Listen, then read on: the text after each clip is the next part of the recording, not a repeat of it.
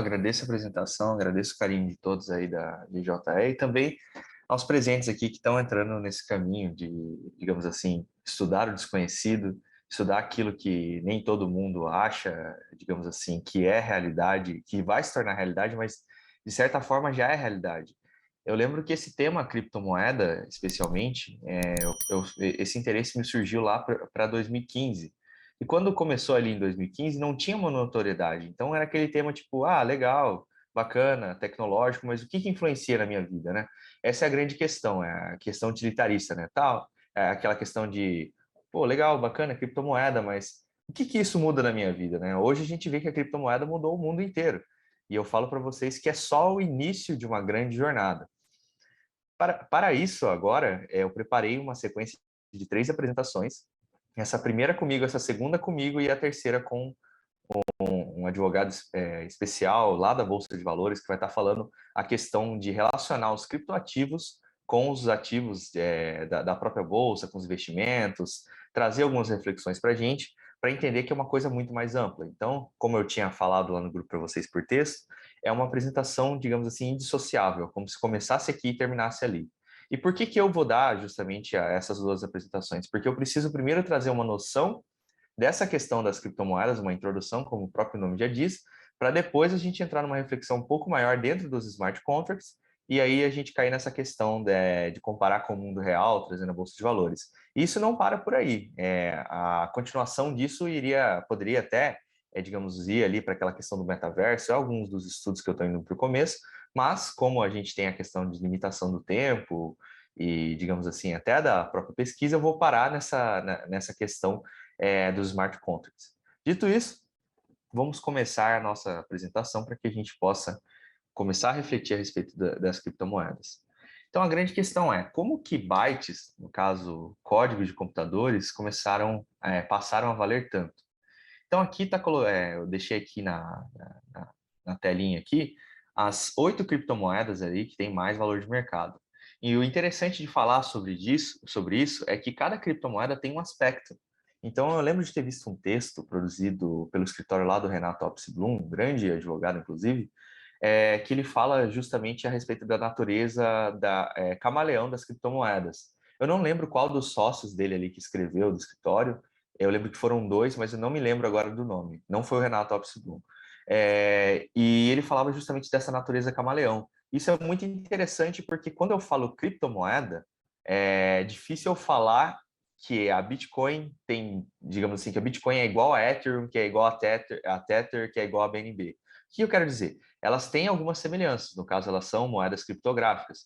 Só que a forma que elas funcionam e a ideia que elas foram criadas são totalmente diferentes. Então, por exemplo, o Bitcoin seria, digamos assim, um ativo de valor. A Ethereum poderia ser considerado como um shitcoin. A Tether é justamente uma stablecoin, ou seja, a Tether tem um valor em dólar.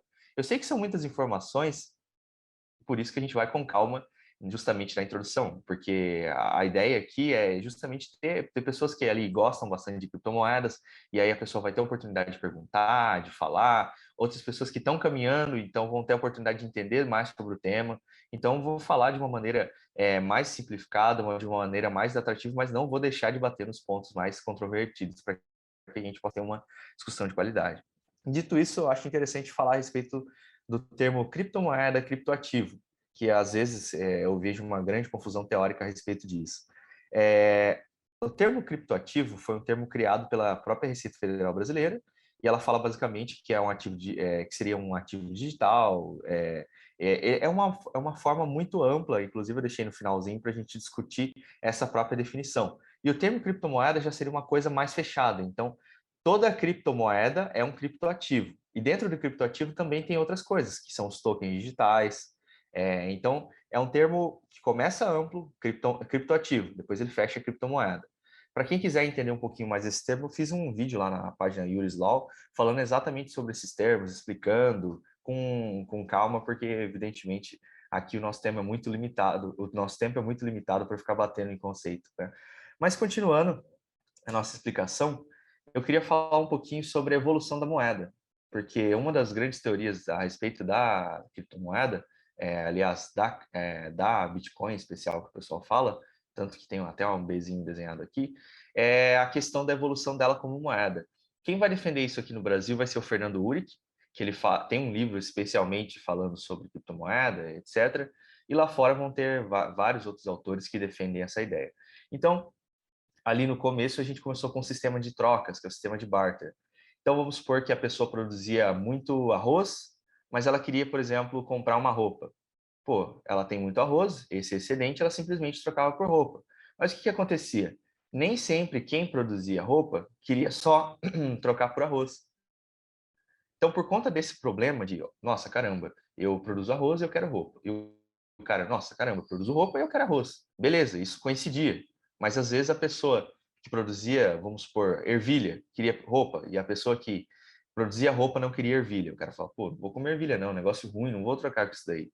E aí, por conta desse tipo de coisa, do problema da coincidência, foi criado as primeiras moedas. Então, as primeiras moedas elas foram muito interessantes. Então, tiveram conchas. Tem uma moeda bem interessante que foi uma pedrona de uma ilha. Tipo, as pessoas carregavam uma pedra gigantesca e trocavam como se fosse moeda. É uma história bem interessante. E também aqui, mais na América Latina, teve a história do cacau, que o cacau era utilizado. Também tem aquela história bem famosa do sal, né, do salário, e aí o pessoal fala, pô, mas por que sal? Por que que sal era valioso? Porque o sal ele era utilizado justamente para conservar, ele é ainda utilizado para conservar alimento. Então, a pessoa que tinha bastante sal, ela poderia conservar alimento. Então, tem alguma caça, tem alguma coisa, a pessoa deixa ele salgado e conserva. Então, por isso que tem essa relação. E uma vez que digamos assim, não era um produto tão abundante, tão acessível quanto hoje, ele teria justamente o valor, que é aquela premissa da lei da oferta e da procura. E depois começou a questão das moedas cunhadas, que é justamente quando os reis, a monarquia, passaram a tomar para si a questão de emitir as moedas. Então, eles falaram, olha, essa moeda que tem essa cunhagem, tem o meu rostinho, tem a minha escrita, a escrita da minha família real, eu garanto que vale uma coisa. E aí eles começaram a utilizar os metais, digamos assim, preciosos, né? E essa história da moeda cunhada é bem interessante, porque logo após essa moeda cunhada, eles foram começar as expedições, e aí eles tiveram um problema de carregar ou não moeda. E aí que foi surgir a história do papel moeda. O papel moeda foi uma família muito famosa, chamada família Médici, que justamente criavam uma carta. É como se fosse olha, de uma forma bem simplificada para que todo mundo compreenda, é como se fosse uma espécie de nota promissória, tá? A família chegava e falava, ó, essa pessoa aqui tem comigo tanto, então pode vir falar comigo que eu troco. E criava essa nota promissória. E com essa ideia de nota promissória surgiu o papel moeda, porque esse papel que está escrito ali garante que a pessoa tem comigo tanto.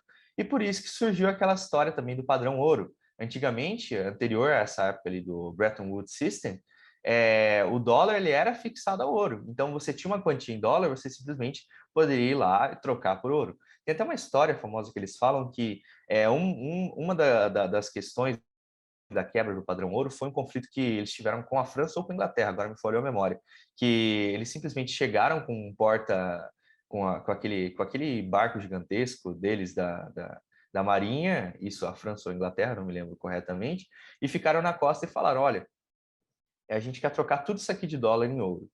E aí, de uma hora para outra, eles tiveram justamente um problema econômico absurdo, né?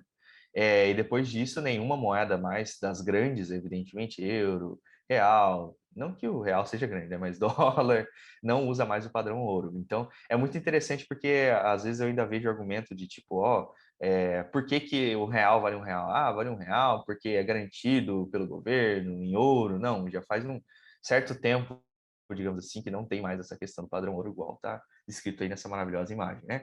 E agora eles falam justamente que a evolução seria a criptomoeda. E por que seria a criptomoeda? Justamente porque ela teria características que superaria a nossa moeda corrente, que está o tempo todo em inflação, e eu já vou falar sobre isso. Então, quando eu falo para vocês quanto vale um real, inclusive hoje eu encontrei essa moeda de um real que eu tinha perdido, eu sempre uso em apresentação, a gente se pergunta, pô, quanto vale um real? Depende. Quando eu era pequeno, um real valia muito. Eu lembro de quando eu era pequeno chegar naquelas vendinhas com um real e sair com um monte de bala, de doce, era muita coisa mesmo. Olha, não tenho certeza, mas eu acho que uma coca era uns 2, 3 reais, era um negócio muito inferior ao preço que a gente tem hoje. Mas hoje, quando eu chego para vocês e falo, pô, quanto custa um real? Quanto vale um real, aliás? Olha, vale muito pouco. Dependendo do lugar, você não consegue comprar literalmente nada. Esses dias eu estava numa cantina, digamos assim, e eu fiquei olhando, pô, mas o que, que custa um real aqui? Eu lembro que não tinha Trident, não tinha bala, não tinha nada, então eu fiquei pensando, pô, não dá para comprar nada com um real aqui, porque o café é 1,50. É isso que eu fiquei imaginando. Então, tudo depende. Por que que depende esse valor? Justamente por conta da questão do poder, da perda de poder de compra. Essa imagem aqui é do próprio Fernando Uric, inclusive um economista que eu admiro bastante o trabalho dele, um trabalho bem sério que ele faz. Ele mostra como o poder de compra foi decaindo. Então, ali em junho de 94, quando foi criado o padrão real, e agora, em 2021, em agosto de 2021, os mesmos R$ 100, a moeda que valia R$ 100, agora vale 14,59. Ah, mas minha moeda mudou de valor? Não. O que você comprava antigamente com R$ 100, esses mesmos R$ 100 agora tem um poder de compra de 15 e 14,59. Agora deve estar 15 um pouquinho, porque deu uma decaída ainda maior, mas não tem esse dado atualizado, né? Então, notem que é um problema muito grande da inflação que acontece em todo o mundo. Inclusive, a nossa questão nossa, o dólar está abaixando. Não é que o real está valorizando, é que o dólar está caindo mais do que o real, entende? Não é uma questão de, nossa, olha que bacana, o real brasileiro é uma moeda que está voltando. Não, não é uma moeda que está voltando, é que o dólar, por conta de todo o conflito internacional, para quem acompanha a página do Portal Magis tem texto a respeito disso, é bem interessante também, tem um pessoal que publica sobre isso. O dólar está decaindo bastante, então a economia está mexendo bastante. E por que acontece a inflação? Olha, da linha da economia do Fernando Uric, que é uma linha que eu gosto bastante, é claro, tem outras teorias, direito é isso daí, às vezes direito, economia, todas as áreas, digamos assim, são justamente teorias, são teses, e da tese que eu acompanho, eu imagino e eu acredito que a inflação surge por conta justamente da impressão da moeda. Então, o que, que acontece? O governo brasileiro imprime mais moeda, de forma que essa moeda anterior passa a valer menos. Então, é como se, por exemplo, tivessem 100 notas de R$ 100 no Brasil. Então, se existissem apenas 100 notas de R$ 100 no Brasil, R$ 100 valeria muito, muito mesmo. É uma coisa de, por exemplo, com R$ 100 você conseguir comprar, sei lá, um iate, uma mansão gigantesca, que só tem 100 notas de R$ 100. Mas e agora se tem 1 bilhão de notas de R$ 100? Aí o R$ 100 passa a não valer muita coisa. E quando a gente pensa a nível internacional, a moeda, digamos assim, soberana dos estados, especialmente o dólar, ela entra em um dilema muito interessante chamado dilema de Triffin. Porque o dilema de Triffin fala que a economia ela não pode ser boa a longo prazo e a curto prazo. Você tem que escolher. Ou você vai fazer uma economia boa a curto prazo, vai ter problema a longo prazo, ou você vai ter uma economia ou o inverso, evidentemente. E por que que isso acontece? Justamente porque a pessoa que produz, a pessoa, o Estado, aliás, que produz essa moeda, não tem o controle sobre ele. E principalmente quando a moeda é utilizada por vários países. Então, pense na questão do dólar. O Banco Central, digamos assim, americano, não tem controle sobre quantos dólares existem. Então, sempre ele pode receber uma surpresa do mercado, e aí gerando cada vez mais inflação. Porque a nota física, ela tem digamos assim, um desgaste natural. Isso a criptomoeda não tem, o Bitcoin não tem. Mas esse desgaste natural, é claro, são realizados cálculos para imaginar quantas moedas se perdem por ano, só que ainda assim existem países que estão guardando esse dinheiro e de repente vão aparecer com esse dinheiro de uma hora para outra. Entende? Embora o dinheiro digital, que agora é a maior tendência, seja rastreado, muitos países, muitas operações ainda utilizam dinheiro real. Enfim, até tem a questão da lavagem de dinheiro, que utiliza bastante dólar, que é alguns argumentos que eu vou falar debatendo a respeito das criptomoedas também. Então, vamos entrar agora já para o que é criptomoeda, o que é Bitcoin. Para explicar o que é criptomoeda especificamente, eu quero falar sobre o que é Bitcoin. Existem, digamos assim, 6 formas de se explicar o que seria Bitcoin para um cidadão comum. É uma forma de dinheiro, porém puramente digital e descentralizado. Pô, bacana. Então, é igual ao Pix? Pô, ele é digital igual ao Pix, mas ele é descentralizado, ou seja, não é o governo brasileiro, o Estado brasileiro que está garantindo isso. Para a geração Y, né? É aquilo que o e-mail fez com a informação, o Bitcoin fará com o dinheiro. Inclusive, tem um outro texto que eu estava pensando sobre isso, que é um texto, não tem nada a ver, mas o raciocínio é semelhante, tá? Que é um texto que fala sobre a inteligência artificial. Fala que a inteligência artificial está como a energia, né, no passado. A pessoa que criou a energia não imaginava que iria conseguir montar um computador. E a pessoa que criou, digamos assim, o Bitcoin não imaginava que conseguiria transformar todo o sistema econômico financeiro atual, né? Tanto é que uma das maiores discussões do momento é o potencial do Bitcoin, das criptomoedas, né? Ao banqueiro. Ao mesmo tempo, moeda e sistema de pagamento. Marquem essa palavra, moeda e sistema de pagamento, porque vai ser importante no final da nossa apresentação, quando eu entrar ali mais no direito puro, né? Cada usuário e seu próprio banco. Para o contador, um grande livro-razão, único e compartilhado por todos os usuários simultaneamente.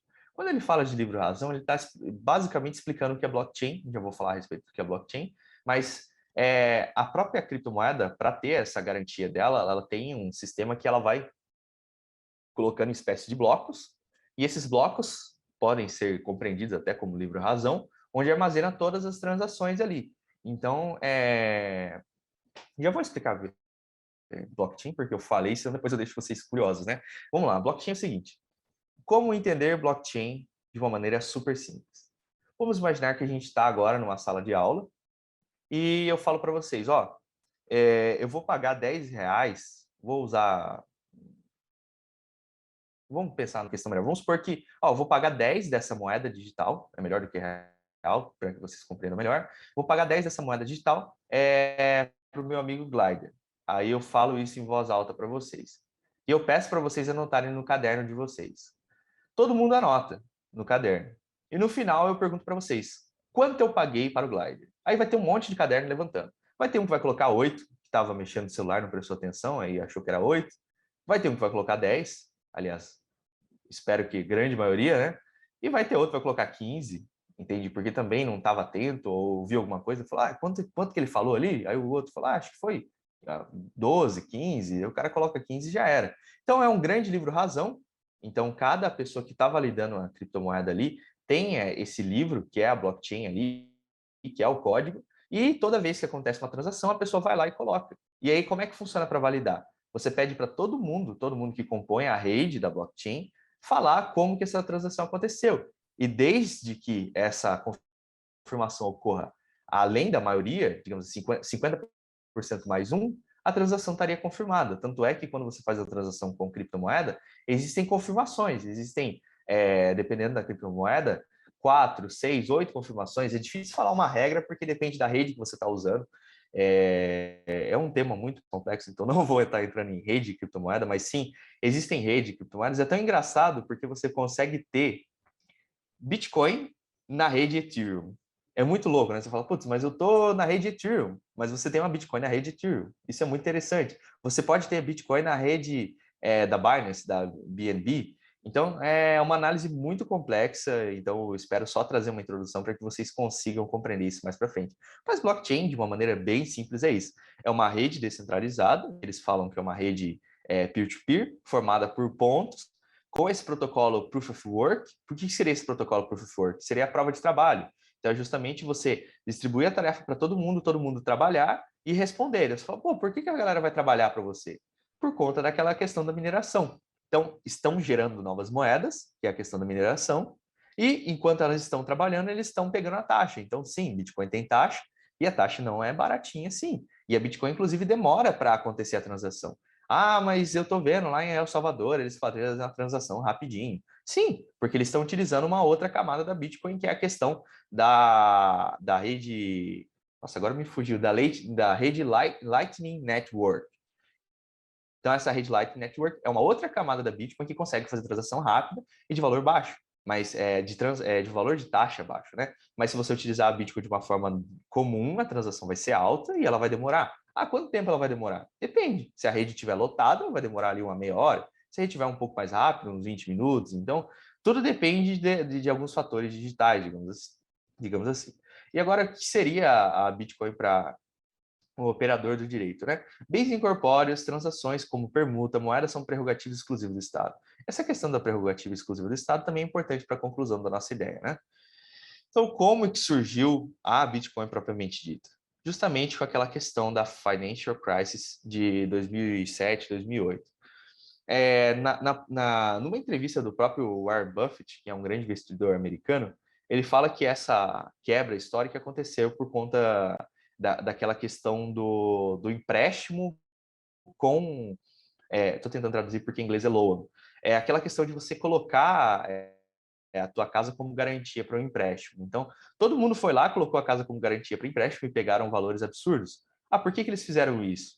Sinceramente, porque possivelmente eles estavam com um cenário muito próspero, todo mundo estava imaginando que era uma boa ideia. Então, eles foram fazendo isso e fazendo empréstimos absurdos.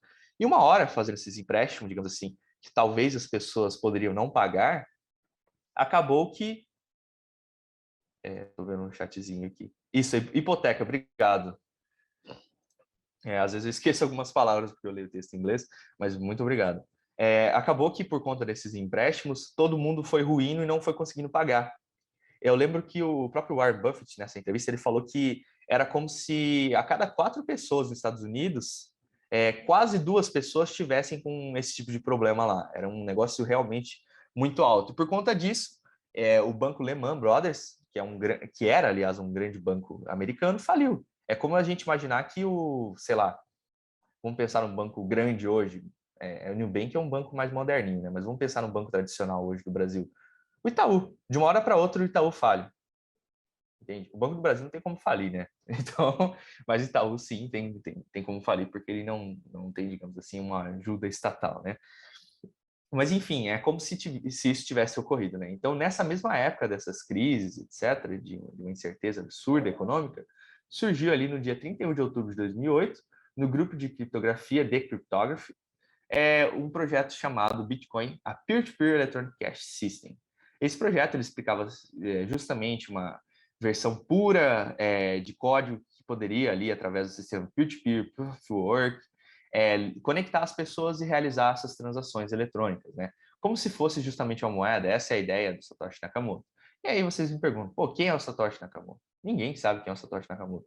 Tem gente que vai falar que o Elon Musk, não acredito que o Satoshi Nakamoto seja o Elon Musk, porque embora ele estivesse ali envolvido no projeto do PayPal, não me lembro, olha, até hoje não vejo ele com projetos, digamos assim, criptográficos, embora ele seja ali um entusiasta de criptomoeda, ele gosta da Dogecoin, ele gosta, faz o marketing dele, fala que vai aceitar, fala que não vai aceitar, aí outro dia ele fala que Bitcoin é ruim para a natureza, enfim, então ele tem essa, digamos assim, essa piadinha dele, mas ele não está colocando ali bilhões em investimento em criação de criptoativos, desse universo descentralizado propriamente dito, né?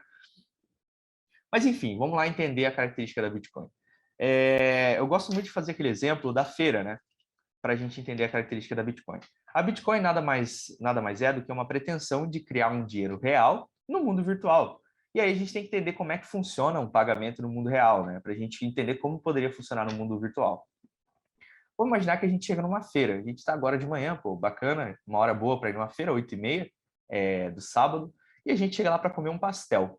Quando a gente chega para comer um pastel, o que, que acontece? A gente chega na moça e fala, quanto custa o pastel?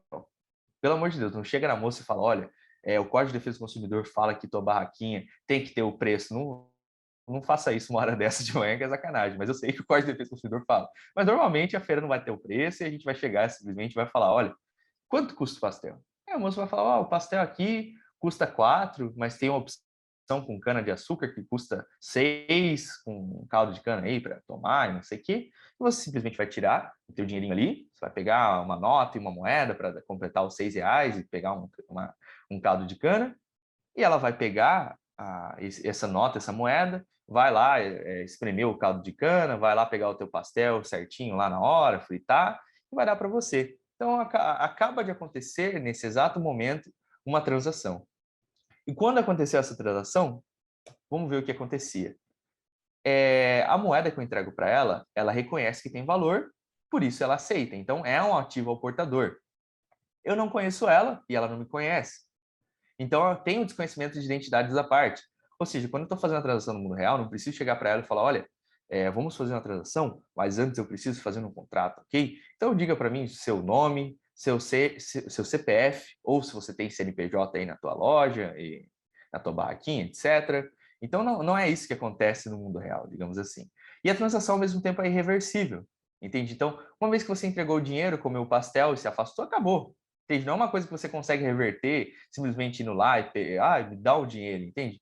Para você reverter nesse caso, você deveria acionar o judiciário, falar o porquê que você está revertendo. Ah, fui tomar um caldo de cana e encontrei uma pata de barata. Aí é fogo, né? Mas daí é possível você falar enfim, da questão do dano, da questão... Putz, aí é complicado, enfim, que cena terrível que eu fiz vocês imaginarem, né? E há também a questão da ausência de intermediários. Então, o que eu quero falar? Quando você faz esse tipo de transação, não precisa ali de um banco para estar aceitando ou negando essa transação, porque você está no mundo real, entende? Diferente de um sistema de pagamento, por exemplo, quando você está transferindo um TED, um DOC, que tem um banco intermediário, no mundo real, simplesmente, pô, oi, quero, tchau, saiu. Simples assim. E por isso a gente começa a entender algumas das características da Bitcoin. Então, ausência de intermediários, ou seja, não tem nenhuma entidade que faz a transação acontecer. É o próprio sistema da blockchain que faz a transação acontecer. Simples assim. Não tem uma pessoa que autoriza, por isso é descentralizado. Não tem um grupo de pessoas. Então, tem aquela história lá, e Bitcoin é uma coisa da nova ordem mundial, tem um grupo de pessoas por trás. Não, não tem. Inclusive, o código-fonte da Bitcoin é aberto, é um código-fonte que qualquer pessoa que compreenda de programação pode ir lá ler. Inclusive, o código-fonte da Bitcoin é vivo. É um código-fonte que o tempo todo vai sendo transformado, vai tendo melhorias. Então, é incorreto afirmar que a mesma Bitcoin de 2008 é a mesma Bitcoin de agora, porque não é. Ela está atualizando, ela tem melhorias, ela teve até recentemente uma melhoria muito grande da questão do Taproot, que possivelmente no futuro a Bitcoin vai poder operacionalizar smart contracts. E aí aquela questão, pô, o que é smart contract? Na próxima semana, não essa, na outra, a gente vai descobrir o que é smart contract. Então, guardem esse desejo aí de conhecimento para as próximas semanas. A questão do sistema financeiro, inclusive, é um ponto bem interessante também, porque o último dado que eu tinha visto no Brasil mostrava que 40%, praticamente 40%, 30 e poucos por cento do Brasil não tem conta em banco, embora tenha ali essas contas digitais, não sei quem não tem conta em banco. Só que quando a gente vê o dado de quantas pessoas têm acesso à internet, é um dado menor de pessoas que não têm acesso. Ou seja, existe um gap de pessoas que têm acesso à internet, ao computador, e não tem não tem acesso ao sistema financeiro, então não tem uma conta em banco, etc. É claro que com a questão desses bancos digitais, Nubank, até o Banco do Brasil tem também essa conta digital com mais facilitado, e tem outros bancos também, que eu não vou nomear todos os bancos do Brasil que fazem isso, mas são vários os bancos, agora ficou um pouco mais simples. Mas, ainda assim, a Bitcoin é muito mais acessível. Por quê? Como é que você faz uma carteira de Bitcoin para você começar a operacionalizar? Simples. Você vai lá no aplicativo, coloca a opção gerar carteira, ele vai te dar caracteres, vai te dar, dependendo do tipo de carteira, vai te dar 16 caracteres, você anota esses caracteres e pronto, essa é a tua carteira de Bitcoin. E já vou falar para vocês a respeito do ciclo de vida ali da transação com a Bitcoin. Então, vamos com calma também, mas, digamos assim, vamos continuar, porque eu não quero trazer tema da frente e depois voltar para trás, porque senão fica complicado de entender. E também a questão de ser o próprio banco. Essa é uma frase muito importante. Be your own bank. Quando eu falo ser o próprio banco, eu quero dizer que tem muitas oportunidades, mas tem muitos riscos. Então, você ser o seu próprio banco é uma coisa que exige muita responsabilidade. Porque, por exemplo, fiz um DOC errado, fiz um DOC fraudulento, alguma coisa assim. Ainda subsiste uma possibilidade, embora seja baixa, de restituir isso, de tentar trazer isso, mas na Bitcoin não. Coloquei um endereço errado na transferência da moeda, perdeu. Mas eu não mandei para ninguém, vai voltar? Não. Quando você manda uma Bitcoin para ninguém, ela realmente é apagada. Tem um termo em inglês que fala que é queimada, burned. Então, quando você faz isso, você literalmente queima a moeda, ela deixa de existir. Então, ela não vai para ninguém e é simplesmente queimada. E também a questão da inovação financeira. Acho que um ponto também interessante de falar da Bitcoin é que a Bitcoin ela tem uma limitação. Diferente do real e das outras moedas comuns, a Bitcoin tem um tanto, digamos assim, finito de moedas que vai existir. Então, o real, o dólar, o euro, ele sempre vai poder ser produzido mais, a Bitcoin não. E aí você fala, mas quando acabar a moeda, a mineração, ninguém mais vai querer mexer com Bitcoin. Claro que não, porque vão ter muitas transações que vai justificar a pessoa continuar minerando Bitcoin. Inclusive, essa frase do David Shaw é bem interessante, que ele falou em 1994, quando a gente nem imaginava, e ele imaginava justamente o que já está acontecendo agora. Olha, você pode pagar pelo acesso a um banco de dados, comprar um software ou uma newsletter por e-mail, jogar um jogo de computador pela internet, receber $5 devido por um amigo, ou apenas pedir uma pizza. As possibilidades são verdadeiramente limitadas. Então, muito legal a gente imaginar que em 1994 o David Shaw estava tendo essa ideia. Então, muitas das coisas que agora eu posso estar falando para vocês, vocês podem estar pensando, putz, mas esse negócio não vai acontecer, é muito diferente. Mas imagina daqui 10 anos isso sendo o cotidiano da gente, daqui 20 anos isso sendo o cotidiano, vocês imaginam, putz, mas em 2022 eu me lembro de ter ouvido essa palestra. Por isso é importante estar atualizado, porque agora ouvindo essa palestra, quando vocês se depararem com um caso desse na vida real, independente do que você quer para a tua vida. Eu não sei se tem alguém aqui que é concursado, alguém aqui que quer ser concursado, alguém aqui que quer ser advogado, quer ser professor igual eu tenho a pretensão, por isso do mestrado, independente daquilo que você escolha, isso vai impactar a vida e é muito importante, primordial que você compreenda a base disso tudo, por isso essa introdução. E é interessante falar também que a Bitcoin não é a primeira tentativa. Então, teve o e-gold, que era praticamente assim, ó, você não consegue armazenar ouro com segurança na tua casa, não é interessante, ou o banco tem taxa grande. Então, seria o ouro digital, onde você compra esse ouro digital e a empresa armazena e você vê que você tem essa quantia digital. Mas isso não deu muito certo. Ou o DigiCash, que seria um dinheiro virtual também, com uma criptografia, só que mesmo assim ele tinha um problema, essas duas possibilidades aí, que é a questão do gasto duplo. O que seria gasto duplo?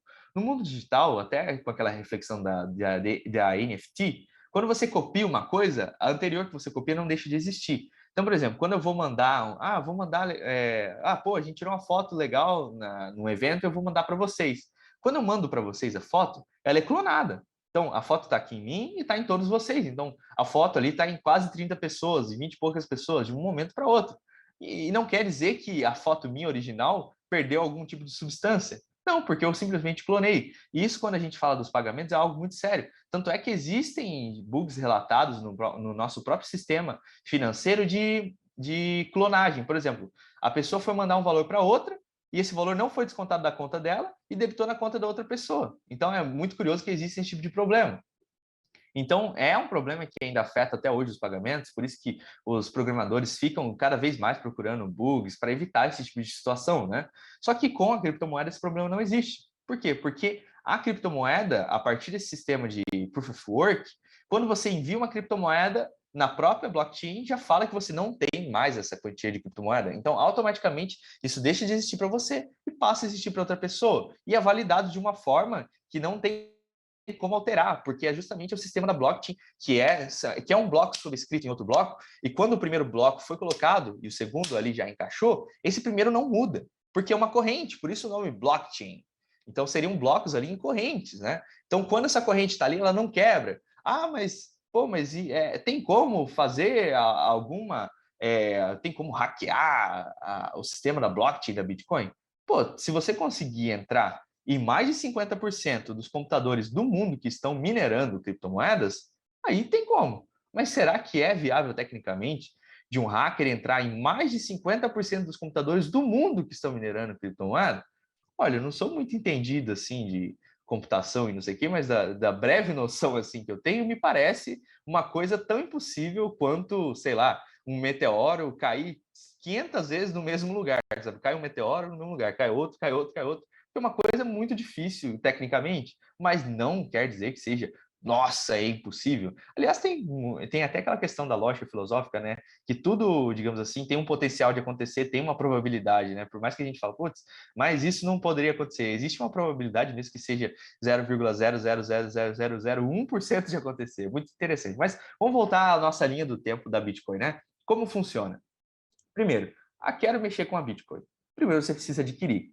Existem basicamente ali 3 formas de adquirir. Eu coloquei 2 aqui porque a outra terceira é uma forma um pouco não oficial, digamos assim. A primeira é comprando numa exchange, já vou falar para vocês o conceito de exchange certinho, e a segunda é minerando. O que seria minerar? Seria você utilizar um computador super potente para fazer cálculos extremos. Esses cálculos extremos são os cálculos da própria blockchain. E aí você vai utilizar esse computador e você vai receber, digamos assim, uma quantia de criptomoeda de volta, o que vai justificar você gastar energia e gastar um dinheiro bem bacana ali, digamos assim, em placas gráficas, né? E a outra forma não convencional seria justamente trocando. Então, por exemplo, tem um carro aqui, beleza. Tem uma pessoa que tem uma quantidade em Bitcoin e quer trocar pelo meu carro. Ué, troca, simplesmente.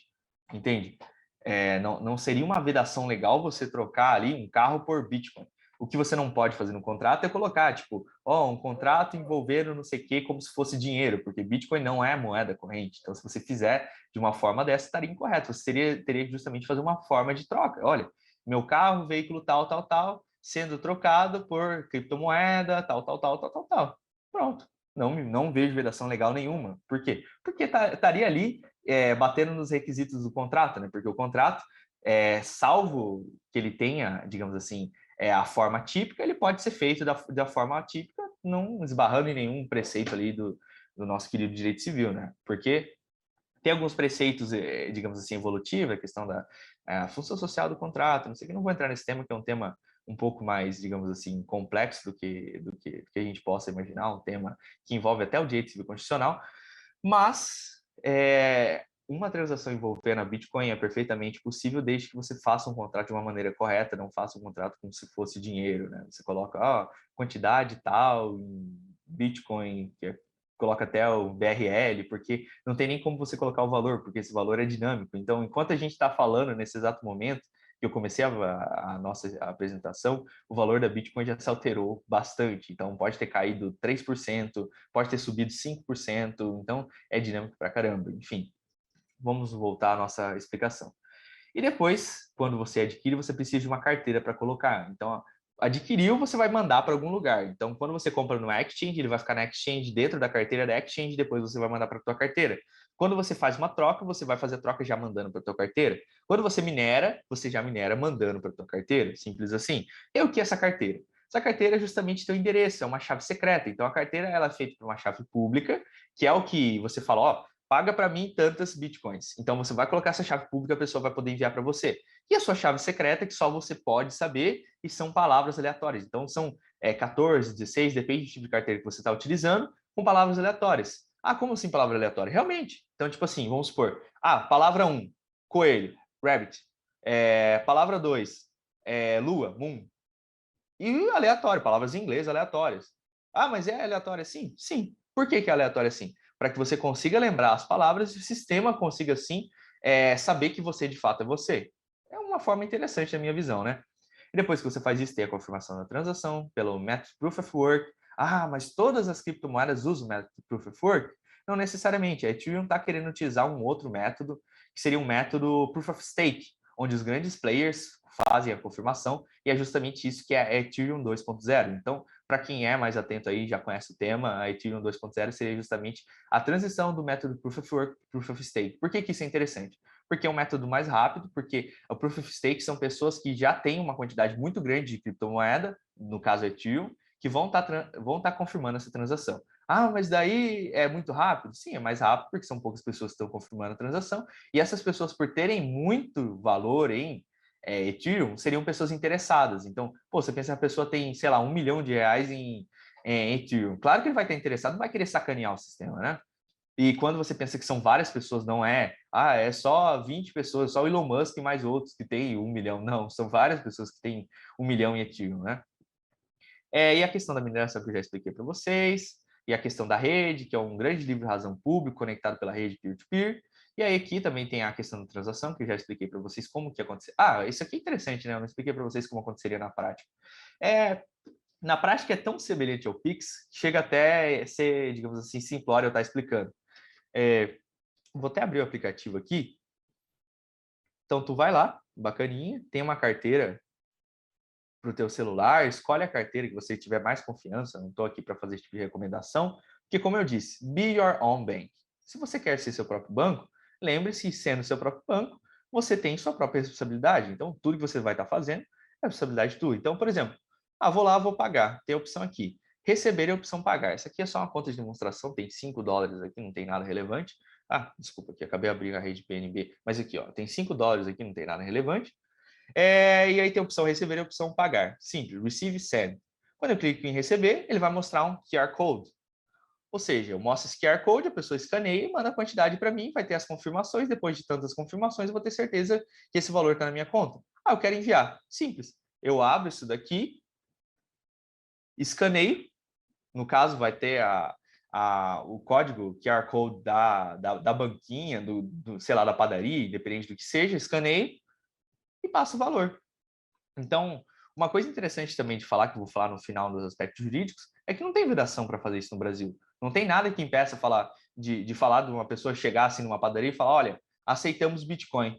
Beleza. Ah, mas o Banco Central, calma, já vai chegar nessa história de Banco Central, não tem vedação, não é crime. Ah, mas tem o cara lá, o faraó, pô, o faraó. Isso aí é uma grande questão assim que me chateia bastante. Entenda, o faraó da criptomoeda e outros aí golpistas utilizam do meio, digamos assim, da palavra criptomoeda para dar um golpe. O problema não é a criptomoeda, o problema é o golpista. Da mesma forma que o cara está dando um golpe com o Bitcoin, ele poderia dar golpe com qualquer coisa.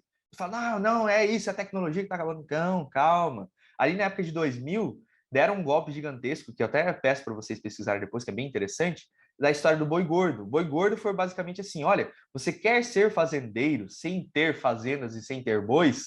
Compre agora uma quantidade X da ação boi gordo. Daí você comprava essa ação e você ganhava lucros e não sei o quê. E isso foi tão absurdo que apareceu até na Rede Globo, aparecia em horário nobre. Todo mundo chegava assim, pensava assim, tipo, nossa, estou com dinheiro sobrando, mas eu não quero mexer com fazenda, não sei mexer muito assim com gado, ou, nossa, gado dá muito trabalho, vou comprar isso daí. Quando essa galera comprou essa história do boi gordo, teve um golpe absurdo e a galera se lascou. E aí, o que eu quero falar? O problema foi o boi? Não. Poderia ser qualquer coisa. Entende? A questão é, o golpista sempre vai inventar alguma coisa, sempre vai ter alguma coisa. Entende? Então, se você quer entrar nesse mundo de criptomoeda, sente, estuda, compreenda. Não delegue isso para terceiros. Por mais que você acredite que esse terceiro é alguma pessoa de confiança. Por quê? Porque no presente momento a gente não tem uma regulamentação forte. Então, às vezes você chega assim, aparece um investidor milagroso, olha, eu sou um investidor tal, você passa uma quantia para mim e essa quantia rende. Mas calma aí, você tem acesso a essa carteira? Aliás, só você tem acesso a essa carteira de criptomoeda? Porque assim, se eu falar para vocês os códigos da minha carteira de criptomoeda, essa carteira se torna de vocês. Vocês vão poder pegar todo o valor que eu tenho aqui, no caso $5 nessa carteira de celular. Entende? Então não existe esse compartilhamento, sabe? De tipo assim, não, mas eu tenho a carteira e o investidor tem acesso. Veja bem, pô, se você tem a carteira e o investidor tem acesso, a carteira é dos dois. Simples assim. Ah, mas está na exchange. Pô, mas o que garante que esse valor da exchange de fato vai ser coberto caso tenha algum problema e não sei o quê? Aí entra a questão da regulamentação, que é onde eu quero chegar hoje com vocês, né? Então, isso é uma coisa muito importante. Vai entrar no mundo cripto? Estude por você mesmo. Não acredite em oferta milagrosa. Ah, mas eu faço render, que tem um bot de operação. Vai cair em golpe. Acabou, vai cair em golpe. Aí não adianta chorar para o direito porque você não consegue localizar, entende? É uma coisa muito complexa. Ah, tem casos localizados? Tem. Mas a maioria dos casos, grande parte dos casos, você não consegue localizar. Aí você vai ficar ali perdendo dinheiro e vai ficar, putz, essa Bitcoin é terrível. Não, não é essa Bitcoin que é terrível. Quem é terrível é justamente o golpista. Simples assim. Mineração que eu já falei para vocês. E agora vamos chegar na cereja do bolo. Digamos assim, que eu tenha feito todo esses 50 minutos ali de apresentação só para chegar na análise jurídica. Antes de responder para vocês se a Bitcoin é uma moeda, é um sistema de pagamento, por que eu estou utilizando especificamente a Bitcoin? Justamente por causa do que eu te falei para vocês. Cada criptomoeda tem a sua especificidade. A Tether, por exemplo, é uma criptomoeda chamada stablecoin, uma moeda estável, que ela bate justamente no mesmo valor do dólar. Então, se o dólar sobe, ela sobe. Se o dólar baixa, ela baixa, entende? Então, é como se você estivesse comprando, olha, de uma forma entre parênteses, tá? É como se você estivesse comprando dólar com criptomoeda, simples assim. Então, tem muita gente que usa como um ativo de segurança. Então, existe uma empresa lá, que no caso tem uma que eu me esqueci agora, mas estava na lista lá, que é a Coinbase, que é a segunda maior corretora dos Estados Unidos, que simplesmente faz essa garantia. Então, eles têm a quantidade em dólar, você compra em criptomoeda, eles garantem em dólar, e cabe você acreditar tanto no dólar, tanto na empresa. Diferente da Bitcoin, você não tem que acreditar em dólar, não tem que acreditar em empresa, tem que acreditar em nada, só no próprio sistema da Bitcoin, simples assim. Então, vamos ver algumas das regulamentações que eu coloquei no outro material aqui e eu vou estar falando aqui para vocês. Lá em 2014 ainda, teve um comunicado do Bacen, comunicado 25306, falando que a Bitcoin não é uma moeda eletrônica e sim uma moeda virtual. Por que eles falaram isso? Porque existe uma diferença, digamos assim, semântica entre moeda eletrônica e moeda virtual. A moeda eletrônica seria justamente o Pix. Então, é uma moeda soberana de uma maneira eletrônica. E, inclusive, tem um projeto para criar o real digital, muito interessante também, que seria um real totalmente digital, embora já exista, assim, uma quantia gigantesca de real rodando digitalmente. Inclusive, raros os casos que alguém vai chegar com dinheiro vivo. Por exemplo, a pessoa vai comprar uma moto e vai chegar com um pacote de dinheiro na agência e vai falar, ó, me vê a moto aí. Tudo por transferência. Ah, por Pix, por DOC, enfim, por todas as opções ali de transferência bancária, e cada uma tem a sua especificidade, né? Eu não vou saber pontuar exatamente o que é cada uma, porque eu não sou, digamos assim, ligado ali em operação bancária, né? Então, esse comunicado disse basicamente isso. Depois disso, tem o comunicado 31.379 de 2017, que alertou sobre os riscos decorrentes de operação de guarda e negociação das denominadas moedas virtuais. Por que eles alertaram isso? Porque as moedas virtuais, as criptomoedas, não são emitidas nem garantidas por qualquer autoridade monetária, entende? Então, até mesmo a Tether, ela está garantida justamente pela empresa da Tether e lastreado em dólar. Ah, mas aí se tiver algum problema, eu posso ir lá reclamar nos Estados Unidos? Talvez. Mas será que é viável? Será que isso vai dar certo? Mas você não consegue reclamar ali para o governo americano chegar, ó, Estados Unidos, o teu dólar perdeu o valor, entendeu? Por isso também não se é garantida a conversão para moedas soberanas. O que eu quero falar? Por que as pessoas trocam reais por Bitcoin? Porque o próprio mercado vê o valor nisso. Vamos supor que você escolhe uma outra criptomoeda de uma hora para outra, por algum motivo ela perca o valor. Beleza. Você simplesmente não vai conseguir trocar. E aí? E aí que é isso daí, be your own bank. Simples assim, seja o próprio banco e corra os próprios riscos. E também tem a instrução normativa número 188/2019, que faz aquela classificação que eu falei para vocês, de criptoativos e criptomoedas. Então, para quem quer escrever, é muito importante ir lá nessa instrução normativa, compreender ela, trazer o conceito certinho, para ter justamente essa reflexão.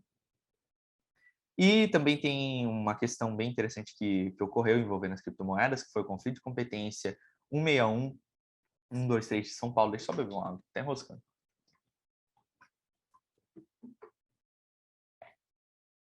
Nesse conflito de competência, eles falaram sobre a criptomoeda, só que eles não falaram sobre a natureza jurídica da criptomoeda. Eles só falaram que, no caso, tinha um conflito negativo de competência entre a Justiça Federal e a Justiça Estadual de São Paulo, e após ambas as esferas declararem incompetentes para julgar crimes relacionados e ou decorrente de atividade de intermediação de investimentos em criptomoedas, especificamente o Bitcoin, foi estabelecido que seria a competência da Justiça Estadual.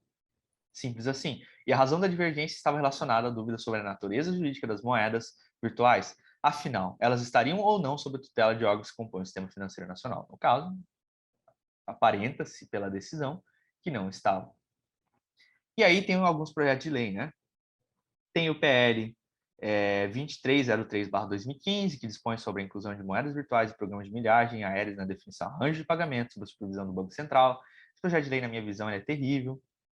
Por que ele é terrível? Porque ele coloca as criptomoedas ali no mesmo, digamos assim, no mesmo meio que as milhas. E a criptomoeda, ela é bem diferente da milha, entende?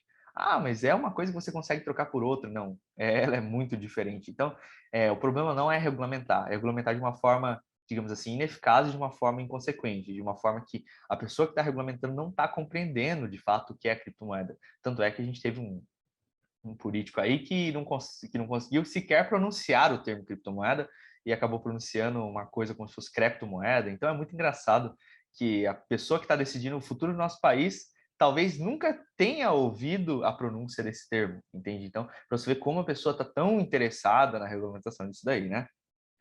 E por último, teve um projeto de lei agora de 2019,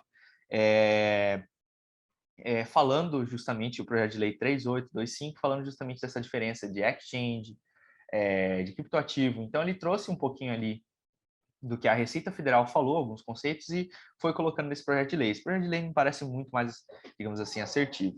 E aí também tem uma crítica um pouco, digamos assim, ácida sobre a questão da Receita Federal, da questão da tributação. A Receita Federal, ela olha muito a criptomoeda como se fosse um ativo, só que eu não consigo olhar a criptomoeda como um ativo também. Eu gosto bastante desse termo de natureza camaleão, né, da criptomoeda. Por quê? É difícil você falar que seja um ativo, tal como a bolsa de valores, porque o valor dele oscila muito. Então, como que você vai declarar uma coisa que um segundo após a tua declaração, ele pode mudar totalmente esse valor, sabe?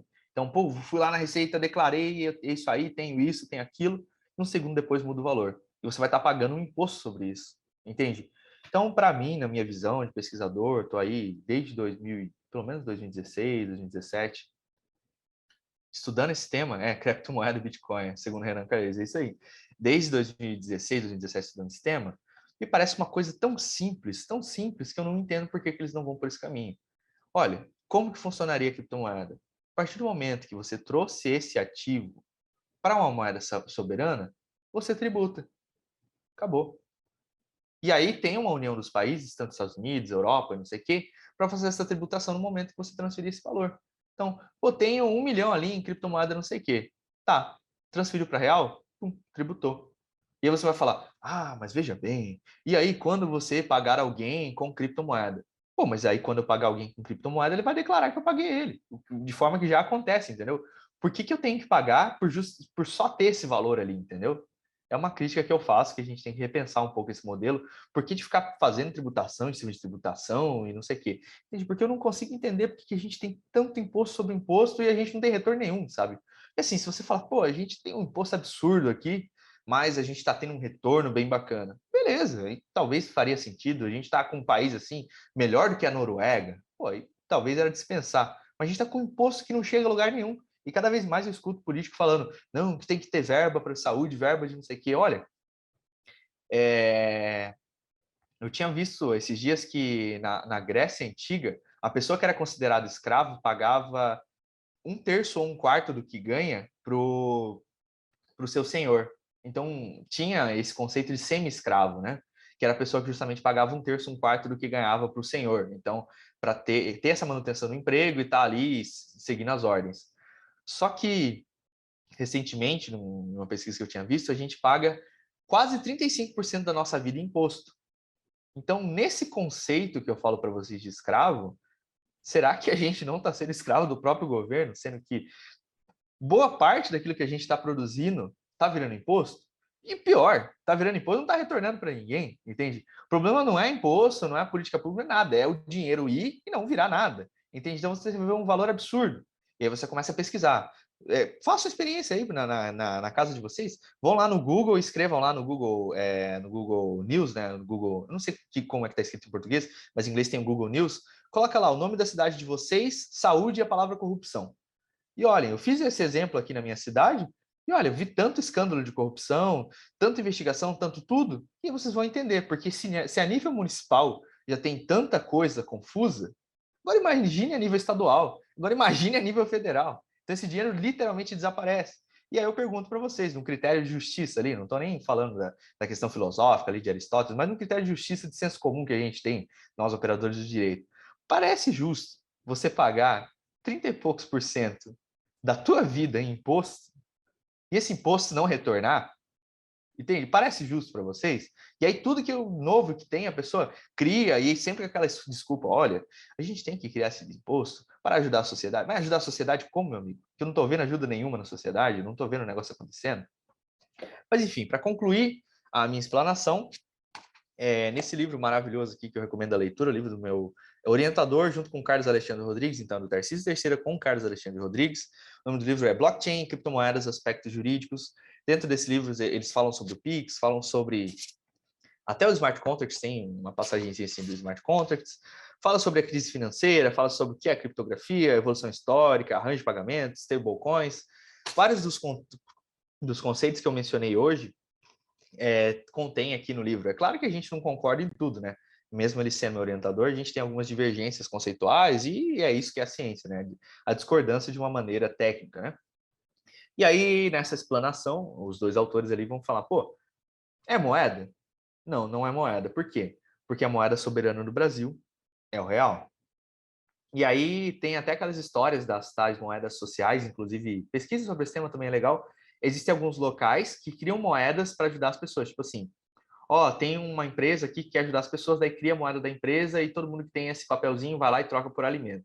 Existe isso, só que é bem diferente da gente pensar sobre a moeda soberana, porque a moeda soberana, como o próprio nome já diz, é soberana. Todo mundo no Brasil é obrigado a aceitar o real. Então tem uma pessoa lá com a plaquinha, ó, vende-se tal coisa por tantos valores, então por R$ 10.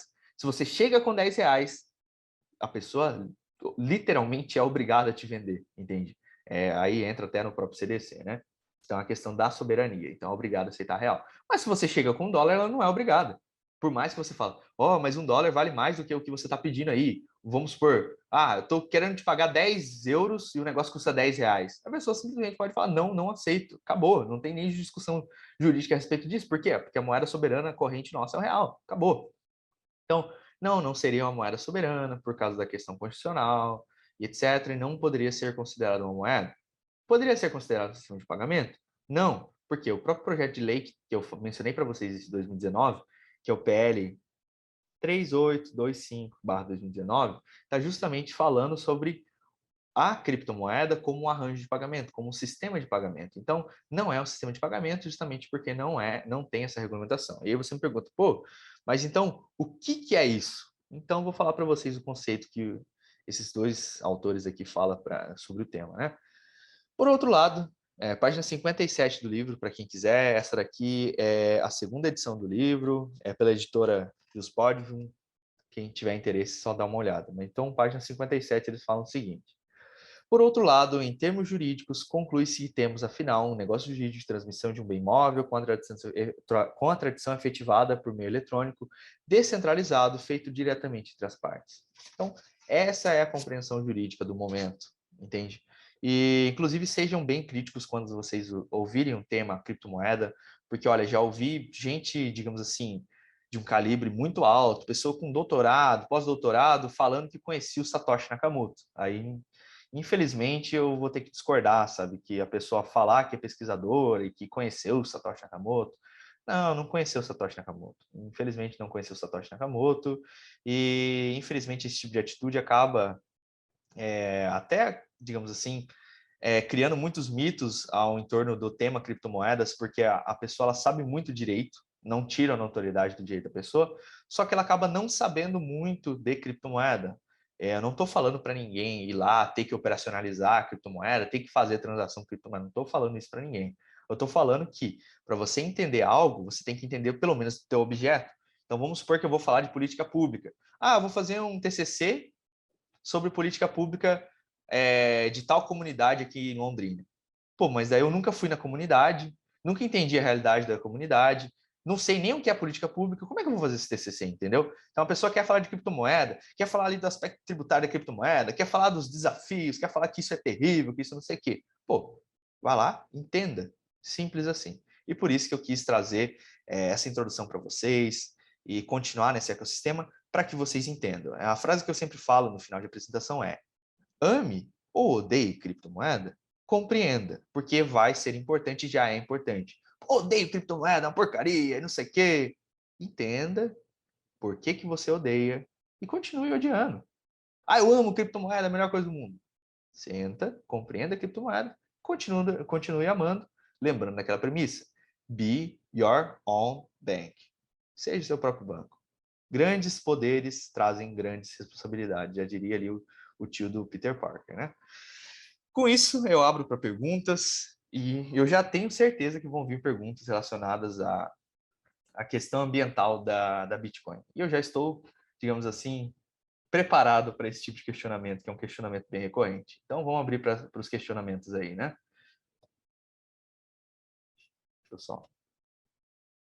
Sigam a página Yuris Law, hein? É eu e o grande Daniel. Pode falar, Daniel. Eu vou aproveitar esse gancho que você deu na questão ambiental e perguntar, esclarecer quais são e se existem potenciais riscos à questão socioambiental, no geral, ao ambiente de convívio com fauna. Traz algum malefício para o meio ambiente? A mineração de Bitcoin, Certo. em Vou específico? falar justamente o argumento de quem é contrário e o argumento de quem é a favor de criptomoeda para que vocês tenham a sua própria conclusão. Tá? Eu não estou aqui para estabelecer o que é certo e o que é errado. Eu vou falar os dois lados e cada um vai compreender o que acha correto, e beleza, é isso que é a ciência, né? Não é imposição, não é várias pessoas concordando e sendo felizes no mundo mágico. São pessoas discordando e criando cada vez mais explicações para fenômenos, né? Vamos lá. Quem fala o contrário fala o seguinte: a Bitcoin consome muita energia elétrica, certo? Grande parte da energia elétrica é feito de fósforo, certo? Se é feito de fósforo, emite gás carbônico, estraga a natureza, porque é uma coisa, digamos assim, limitada, ou seja, existe uma quantidade no mundo de combustível fóssil, depois disso vai acabar, e por causa disso, a mineração de criptomoeda gastaria muita energia, e por causa dessa, digamos assim, desse gasto de energia, afetaria o meio ambiente por conta dos combustíveis fósseis e também por conta da questão da produção da placa de vídeo, que também vai ali ouro, vai metais, vai muita energia para produzir uma placa de vídeo também. Então, esse é o argumento de quem é contra, correto? Segundo, o argumento de quem é a favor. A Bitcoin consome, e aliás, consumiria, se todo mundo utilizasse ela, é melhor utilizar esse termo que daí vocês vão compreender, se todo mundo utilizasse ela ao invés do sistema bancário, ela consumiria metade da energia do sistema bancário. E a ideia da Bitcoin e das criptomoedas é se tornarem a evolução da moeda. Ou seja, se a gente deixar de usar o banco, a gente teria uma redução de 50% do impacto ambiental que a gente tem hoje. Simples assim. Então, é difícil comparar, igual o pessoal fala lá, mas a Bitcoin gasta como se fosse a Argentina. Eu acho que é esse país que eles escolheram. A Bitcoin gasta como se fosse o país inteiro da Argentina. Tá, mas quanto gastam todos os países do mundo, todas as agências de banco, todos os sistemas bancários do mundo de energia? Gastam o dobro. Então, se a gente deixasse de usar o sistema bancário, utilizasse só um sistema descentralizado de criptomoedas, a gente gastaria metade. Então, esse é um argumento favorável e o outro seria a respeito do código. Como eu disse para vocês, o código da Bitcoin é uma coisa viva, é uma coisa em constante transformação. É uma coisa que evolui, que pode ter uma diminuição na pegada do carbono, e também a Bitcoin não é a única alternativa. Existem sim moedas que são voltadas só para a questão ambiental, e aí o próprio mercado vai se regular. Então, eu gosto bastante dessa questão ambiental e não sei o quê. Utiliza essa moeda aí, ambiental, que aí ela vai economizar muito mais, e se a gente deixar de utilizar o sistema bancário, você vai ter uma economia absurda de recursos, de tudo quanto é isso, vai estar ajudando ainda mais a natureza. Essa aqui é a minha visão, simples assim. Tá certo ou tá errado? Não sei. Tome as próprias conclusões, mas tenha em mente que existem dois pontos de vista, simples assim de estar falando. Pensa o tanto de coisa que envolve o sistema bancário, quantos funcionários não estão indo lá, quanto de combustível que os funcionários não estão gastando para ir até nas agências de banco, a questão do carro forte, transportando as coisas de um lado para outro, a questão dos próprios sistemas do banco, existem vários servidores de banco, a questão do próprio banco físico, luzes ligadas, não sei o quê. Então, a própria questão da construção do banco, também tem a questão da criação de agências, da criação do próprio concreto bruto, como isso afeta a natureza. Então, sempre quando vocês pensarem em alguma coisa de economia, não olhem um dado isolado, porque um dado isolado ele é muito perigoso. Olhem um contexto mais geral possível para que você compreenda, porque se você pega contextos limitados e direcionados, você pode ter qualquer conclusão.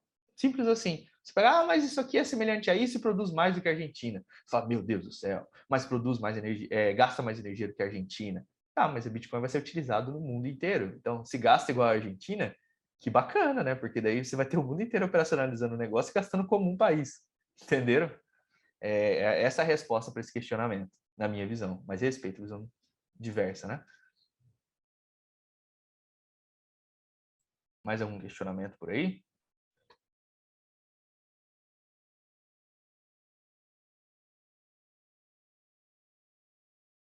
Não sejam tímidos, pessoal.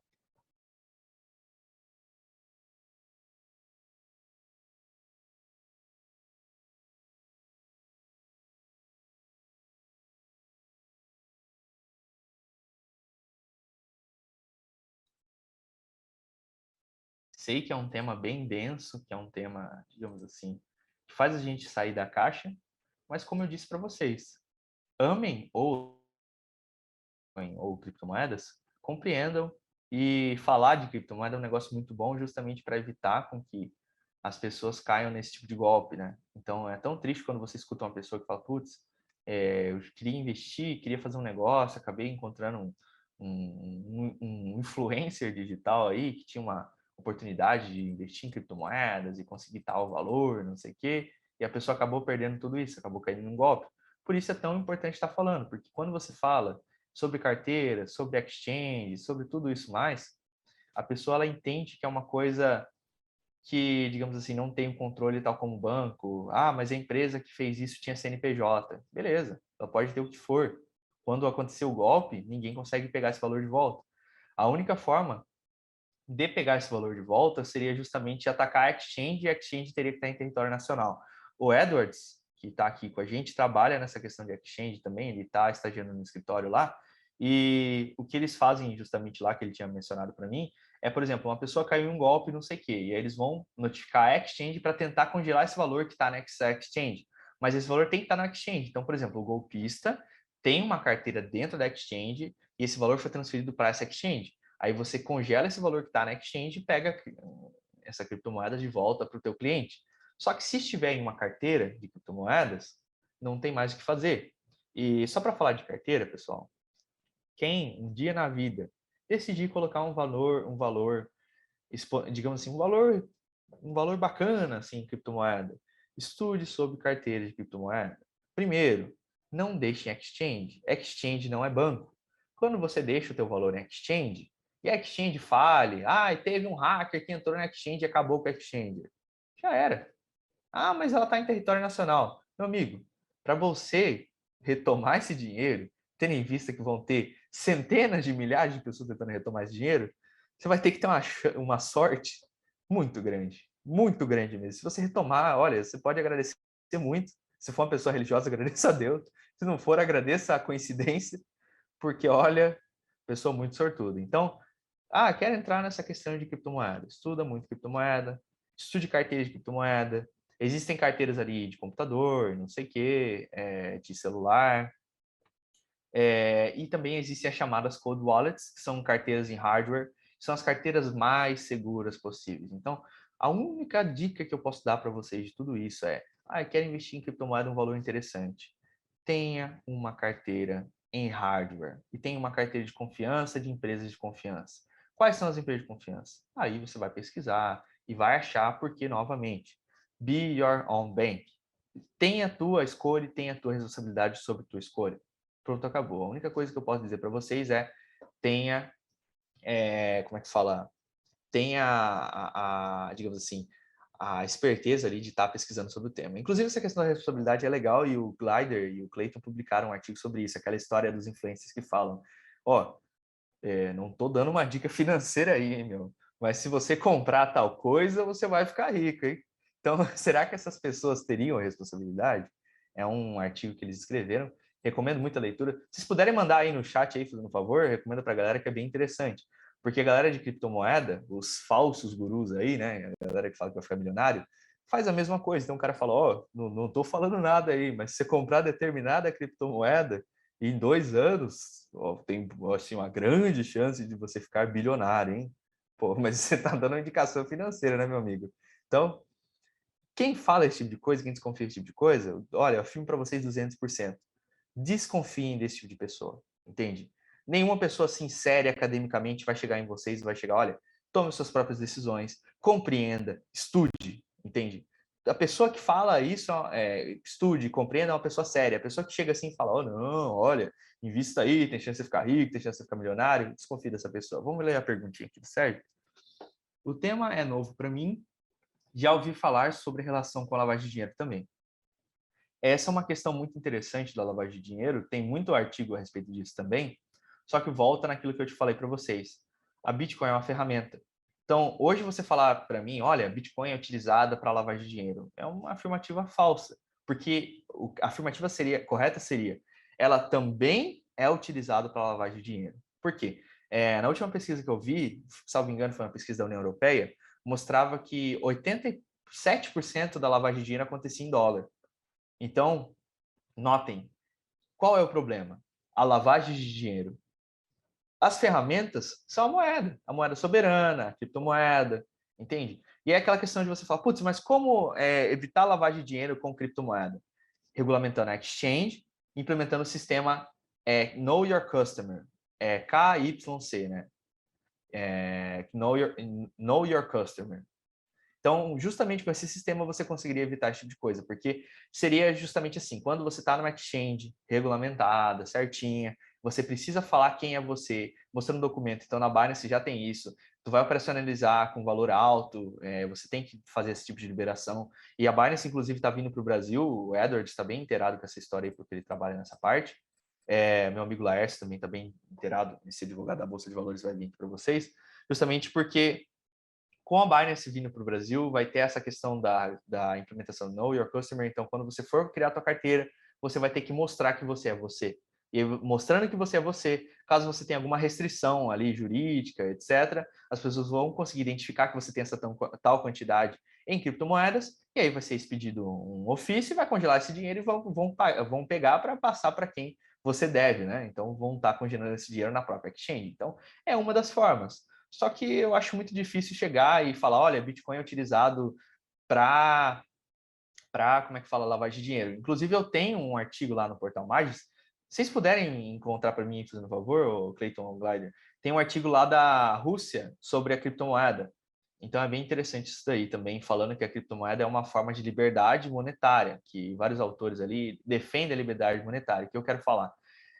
A gente está no Brasil, a gente é brasileiro, mas a gente não é do Brasil. Digamos assim, eu não sou propriedade do Estado brasileiro. Se eu quiser sair do Brasil, eu literalmente saio, vou para qualquer lugar que eu quiser.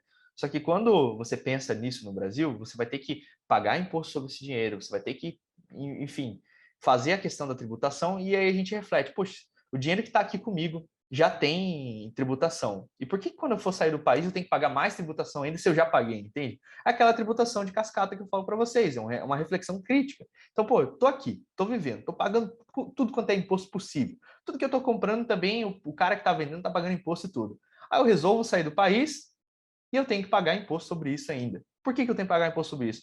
Ah, porque você tem que ajudar a tua nação. Porra, eu já estou pagando um monte de imposto, eu tenho que pagar mais imposto ainda. E aí é quando a gente entra na questão da guerra, que eu falei aqui nesse artigo, é mais complicado ainda, porque, pô, a pessoa está lá na Rússia, tá rolando todo aquele problema, o empresário lá da Rússia, e ele quer sair para outro país. O governo russo literalmente travou, foi travado, digamos assim, a questão do sistema SWIFT. O sistema SWIFT é uma transferência internacional. Então, a pessoa só conseguiria transferir, até recentemente que eu li, por uma operação via China. Então, não seria mais um sistema SWIFT, seria uma coisa via China. Então, ela ficaria limitada. E é justo uma pessoa que foi um empresário, ou uma pessoa comum mesmo, você, pô, um advogado da Rússia, trabalhou a vida inteira, fez vários casos, estudou, mestrado, doutorado, tem escritório gigantesco, começa a rolar uma guerra, tua moeda desaparece, e você resolve ir para outro país, tentar começar uma vida nova, ou pior, vamos pensar a questão da Ucrânia, você está lá, um advogado da Ucrânia, vivendo a vida, pô, o cara começa a estourar tudo lá, você quer ir para outro país e não sei o quê, e aí tem aquela questão da dificuldade de transferência, no caso da Ucrânia não tem a vedação do sistema SWIFT, mas tem a dificuldade de transferência, por quê? Porque está tendo por que está tendo essa dificuldade de transferência? Porque está tendo uma guerra, bicho. E com a criptomoeda, simplesmente pressiona um botão e você transfere para onde você quiser. Simples assim. E aí aquela questão, mas a tributação, meu amigo. Simples. Quando eu trocar para uma moeda soberana, eu pago o tributo. O sujeito que está comprando, aliás, o sujeito que está vendendo para mim, paga o tributo. Pronto, tudo perfeito, entende? Na hora que eu estiver comprando, tem como ele embutir ali o tributo. Ele já está embutido o tributo, né? Não tem como falar sobre isso. Então, na hora que eu estou comprando, já tem o tributo. Então, eu não consigo entender imposto sobre imposto e imposto. Inclusive, eu queria ter a oportunidade de trazer aqui no nosso grupo algum tributarista aqui para a gente debater sobre esse tema, né? Vamos ler a pergunta aqui. Na sua opinião, como pesquisador no tema, qual a probabilidade dos estados nacionais, de forma geral, passarem a aceitar o Bitcoin, especialmente levando em consideração a dificuldade de tributação? Pergunta muito boa sobre a questão da adesão das criptomoedas. Eu acho que assim, vamos pensar o inverso.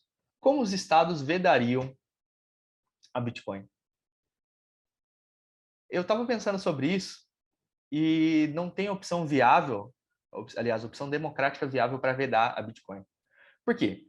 Pô, vamos vedar, beleza. O que a gente vai fazer? A gente vai considerar como crime quem estiver minerando Bitcoin? Então, qualquer pessoa do Brasil que estiver minerando Bitcoin vai incorrer no crime tal do Código Penal. E aí você tem uma pena de 5 a 30 anos por estar minerando Bitcoin. Não vai dar certo. Vai ser uma medida absurda.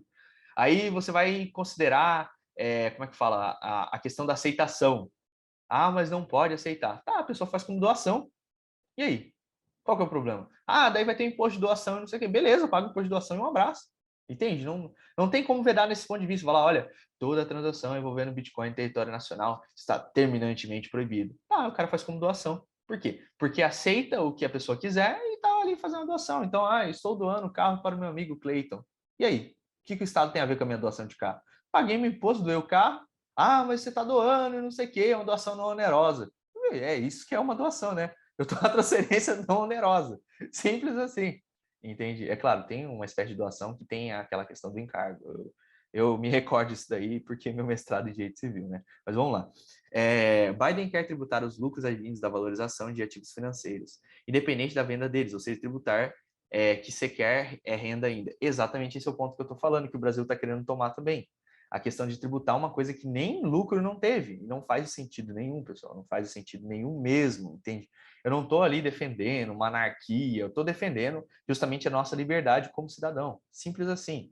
Então a gente tem que ser uma pessoa crítica, a gente tem que falar sobre o direito tributário, a gente tem que criticar a tributação e compreender também, porque senão o nosso país não vai para frente. Não estou falando de candidato A, candidato B. Inclusive, eu odeio política. Quem vier falar de política comigo, não venha falar de política comigo. Não quero conversar sobre política, não quero falar de político.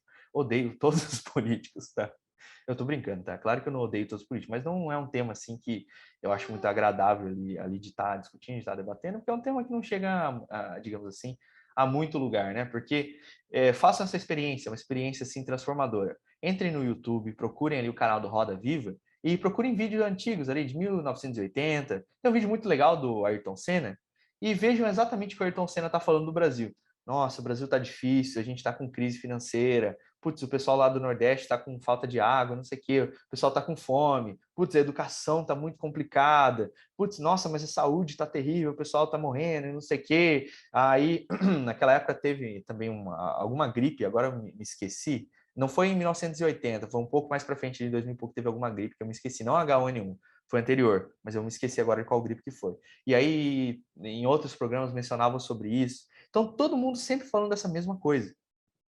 E já se passaram ali, se a gente for contar de 1980 para cá, já se passaram praticamente ali 30 e poucos anos e nada mudou.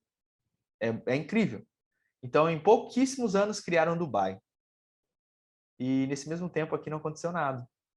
Continuou com os mesmos problemas, com a mesma complicação e com a mesma narrativa, isso é incrível. Com a mesma história, vou fazer tal coisa. Continua com a mesma história, muito interessante.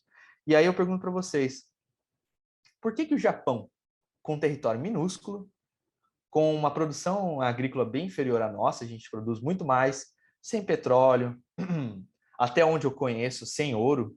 Então, se eu estiver errado, alguém me corrige aí no chat. Até onde eu conheço o Japão, não tem metal precioso igual o Brasil tem. Por que o Japão, sem nada, sem nenhum desses pilares aí, com menos habitantes que o nosso, é um país tão desenvolvido? E o nosso, com tanta riqueza, com tanta gente boa, pessoal. A gente aqui está num exemplo aqui de pessoas interessadas que estão distribuídas ao Brasil inteiro, no Brasil inteiro, com tanta gente boa, com petróleo, com minério, com terreno, com um território agrícola absurdo. O Brasil de norte a sul produz tudo, pessoal. Lá no Nordeste o pessoal produz coisa bacana. Salvo engano, o pessoal lá no Nordeste até planta laranja. Agora eu não vou lembrar qual a plantação correta lá do Nordeste, mas aqui no Sul o pessoal planta soja, planta milho. Então, por que o Brasil, que produz de norte a sul, não tem eficácia, não tem efetividade? Entende? Essa é a reflexão que eu trago para vocês sobre a questão da tributação. Por que o Japão, daquele tamanhozinho, deu certo e por que o Brasil não deu certo? Aí algumas pessoas vão chegar. É porque o Brasil foi colônia. Beleza, a Coreia do Sul também foi colônia. Por que a Coreia do Sul deu certo? E a Coreia do Sul ela era mais pobre do que o Brasil. Podem pesquisar sobre a história da Coreia do Sul que vocês vão ver. A Coreia do Sul era bem mais pobre que o Brasil. Por que a Coreia do Sul deu certo?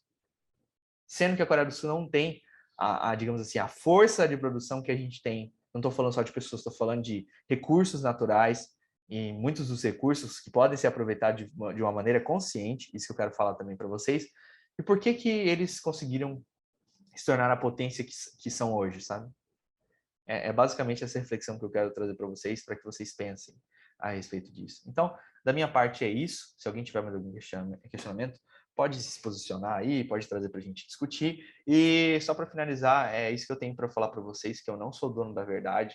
O pesquisador que chegar para vocês e falar que é dono da verdade, ele precisa ganhar um pouco mais de humildade, sabe? Ele tem que repensar a vida dele, com todo respeito ao pesquisador, mas já falando de uma forma um pouco mais adulta, ele tem que pensar a respeito da vida dele, entender que tudo é argumentação, é ponto de vista. Pô, eu tenho esse posicionamento, eu tenho um posicionamento diferente. Vem aqui, vamos conversar, vamos trocar uma ideia. Tanto que eu vi uma cena bem triste, acho que foi ontem, antes de ontem, e pelo amor de Deus, pessoal, não estou falando de partido, não estou ligando para partido. Se for uma cena com o pessoal de direita e esquerda, para mim tanto faz. A questão é a cena. Um aluno estava discutindo a questão dos índios, da exploração agrícola e não sei o que, e fez uma pergunta. E foi um aluno de uma escola bem famosa, uma escola bem rica, uma mensalidade bem cara, e ele falava tipo assim, olha, professor, eles estavam com uma representante de uma cultura indígena, agora me esqueci o nome da representante e da cultura, e com um professor lá, e falando, professor, eu acho que isso está errado, porque minha família veio do agronegócio, eu considero o agronegócio uma coisa boa e não sei o quê.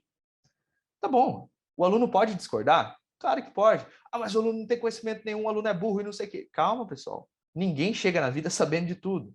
Se o aluno está com um posicionamento que você não discorda, com um posicionamento que você não concorda, que você discorda veementemente, que é um posicionamento terrível, que é um posicionamento tal, sabe o que você faz? Você chega nele e conversa. Você fala, olha, o que você está falando me parece errado conceitualmente. Eu acho que não é certo o seu pensamento, por causa disso, disso, disso, disso. O aluno pode simplesmente falar e chegar e falar, professor, eu não concordo. Pronto. Isso é o debate acadêmico. Olha que lindo, pessoal. Mas o que aconteceu no caso? O professor chegou e falou, sou um antropólogo com mestrado, doutorado, tenho uma especialização em Harvard. Quando você tiver todos esses títulos, você vem aqui falar comigo. E olha, pessoal, a gente montou esse grupo justamente para quebrar esse paradigma. Então, mas eu tenho um monte de título doutor, não sei o quê. Ótimo, é teu mérito, você construiu. Mas não quer dizer que a pessoa que não tem esses infinitos títulos não possa ter um conhecimento para agregar. Então, essa é a grande discussão que o pessoal faz sobre a CAPES no Brasil. Por que a pessoa não pode ter um artigo validado sem ter um mestrado, sem ter um doutorado? Lembrem-se, as revistas fazem aprovação de artigo às cegas. Então, o que eu quero falar? Se o artigo for de um graduando, ou se o artigo for de um doutor de Harvard, da USP, do que quer que seja, e se ele for aprovado pelo sistema às cegas, ele não teria o mesmo valor? Porque assim, se você fala que ele não teria, você está falando que o sistema às cegas não funciona. Então, aquela blind view, onde a pessoa está ali às cegas, validando por 2 orientadores, eu falo isso para vocês porque eu trabalho na revista da UEL, a Scientia Juris, eu sou das pessoas que manda para os avaliadores, que recebe os artigos, então eu sou um dos que faz o negócio acontecer, e se você fala que isso não funciona, então eu não sei como que funciona a revista, sabe? Porque então ninguém está lendo, está só publicando, então não tem potencial nenhum, é isso que vocês estão falando? Entendo. São reflexões que a gente tem que entender que título é um negócio bacana, um negócio bonito, mas você ter um título não mostra que você é uma pessoa genial e, aliás, não refuta o outro. Não quer dizer que você tem um título que o outro não tem nada. Então, compreendam. Quando você vê uma pessoa tendo esse tipo de situação, de impor no título, olha, pessoal, eu sou mestre, não sei o quê, eu fiz mestrado, não sei o quê. Reflitam, porque se a pessoa não tem a humildade de estar conversando de uma forma acadêmica, é difícil imaginar o conhecimento que ela vai trazer para a sociedade, né? Porque ele não tem a humildade de conversar. Novamente, por mais errado que seja a visão do aluno, por mais errada que seja a visão que ele esteja trazendo, qual é o papel que ele esteja trazendo, aliás, qual é o papel do professor? Orientar. Simples assim. O aluno fala uma barbaridade, um negócio errado juridicamente. O que você pode fazer? Você pode sacanear o cara e falar, olha, você não está estudando Código Civil, você é burro? Não. Você pode falar, olha, eu acredito, na minha visão, que você esteja cometendo um equívoco, porque o Código Civil fala isso. Então, sugiro que você dê uma olhadinha, você repense e tal, para a gente discutir a sua opinião. Perfeito, pessoal. Você não diminuiu o cara, você não acabou com o cara, você não falou que ele é burro, você não falou nada, você simplesmente falou, olha, dá uma olhadinha nisso, vê o que você acha e a gente discute. O aluno pode simplesmente olhar lá e falar, não, professor, o senhor está certo, bacana, a gente tem a mesma visão. Ou ele simplesmente pode falar, não, não concordo, professor. E aí cabe você orientar ele, falar, ó, dá uma olhada nisso, dá uma olhada em metodologia, e se você discorda, faz alguma coisa bacana, contribui com a tua visão, faz um artigo, faz alguma coisa, porque, novamente, isso é ciência. Ciência é um grupo de pessoas discutindo e a discussão envolve justamente a discordância. Então, não concordo com isso, não acho que isso é certo, não acho que isso seja errado, e discutindo, não sei quem gerando conhecimento. Mas se a gente fica num grupo de pessoas só trazendo a mesma visão e concordando, melhor montar um grupinho de amigos. Então você monta lá um grupinho, todo mundo concordando, é isso mesmo, você é um gênio, você é muito fera, você é o pós-doutor, não sei o que, você é demais, e todo mundo abraça, todo mundo sai feliz. Entende? Isso, na minha visão, pessoal, não é ciência. Por isso que eu repenso muito, discuto muito esse tipo de coisa, e eu não estou sozinho, pessoal. Vários pesquisadores, e inclusive pesquisadores que eu discordo de vários posicionamentos, a gente concorda nesse ponto. Por isso que eu falo, a questão da pesquisa é isso. Você vai ter amigos pesquisadores que têm posições totalmente contrárias com você, e essas posições dele não quer dizer que você não goste dele como amigo. São apenas discordâncias. E cada vez a gente vai evoluindo a sociedade como um só.